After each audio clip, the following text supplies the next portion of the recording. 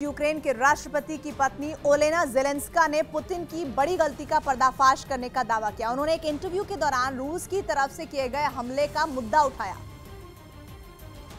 और दावा किया कि पुतिन की कोशिश यूक्रेन को आपस में लड़ाने की थी। साथ ही आरोप लगाया कि अब रूसी सरकार जंग की आड़ में यूक्रेन के टुकड़े करने की फिराक में है। अपने इन्हीं इरादों के तहत पुतिन ने रूसी फौज को 24 फरवरी को अचानक यूक्रेन पर हमला करने का आदेश दिया था। लेकिन जंग के इतने दिन बीत जाने के बाद भी यूक्रेन की सेना मैदान में डटी हुई है।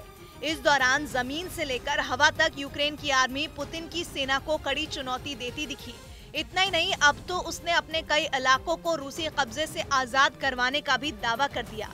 यही नहीं, ओलेना ज़ेलेंस्का ने यूक्रेन पर हुए रूसी हमले को पुतिन की बड़ी गलती बताना शुरू कर दिया और साफ किया कि यूक्रेन को झुकाना नामुमकिन है।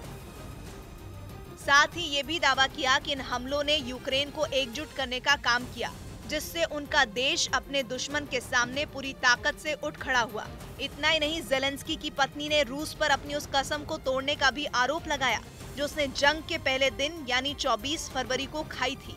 युद्ध की शुरुआत से पहले ही रूस ने साफ कर दिया था कि वो यूक्रेन में आम लोगों को निशाना नहीं बनाएगा। लेकिन मरियुपोल के एक थिएटर में हुए हमले के बाद ज़ेलेंस्की ने रूस की नीयत पर शक जाहिर किया, सवाल खड़ा किया।